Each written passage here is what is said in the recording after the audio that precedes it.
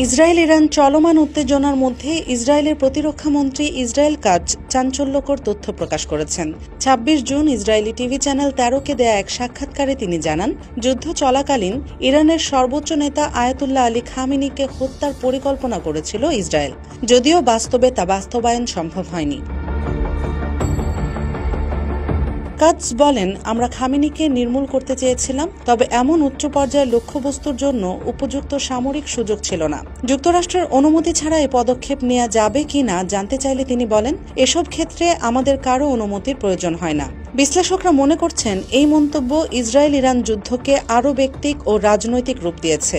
এর মাধ্যমে বোঝা যাচ্ছে, ইসরায়েল শুধু সামরিক স্থাপনায় নয়, ইরানের নেতৃত্বকেও নিশানা করছে।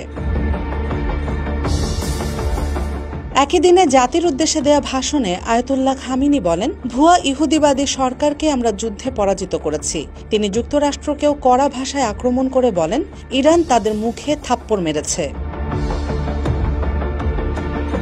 ধারণা করা হচ্ছে, যুদ্ধ শুরুর পর খামেনি গোপন নিরাপদ স্থানে অবস্থান নিয়েছেন। সেখান থেকে টেলিভিশনে ভাষণটি প্রচার হয়, যা ইঙ্গিত দেয় ইরান এখনও নেতৃত্বহীন নয় এবং আত্মবিশ্বাসে অটুট।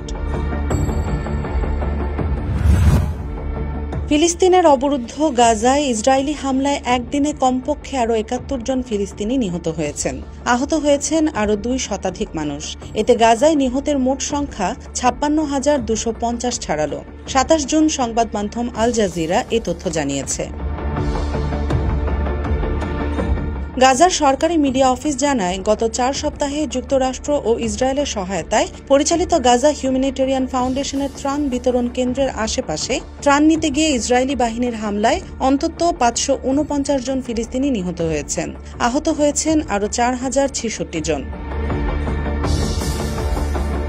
ফিলিস্তিনের স্বাস্থ্য মন্ত্রণালয়ের তথ্য মতে, ২০২৩ সালের অক্টোবর থেকে শুরু হওয়া ইসরায়েলি আগ্রাসনে এখন পর্যন্ত গাজা উপত্যকায় নিহতের সংখ্যা বেড়ে দাঁড়িয়েছে ৫৬,২৫৯ জনে। আহতের সংখ্যা ১,৩২,৪৫৮ জন। গত ১৮ মার্চ থেকে ইসরায়েল পুনরায় গাজায় আক্রমণ শুরু করে। এরপর থেকে এখন পর্যন্ত ৫,৯৩৬ জন নিহত এবং ২০,৪১৭ জন আহত হয়েছেন। ওই হামলার ফলে জানুয়ারিতে হওয়া যুদ্ধবিরতি ও বন্দি বিনিময় চুক্তি ভেঙে যায়।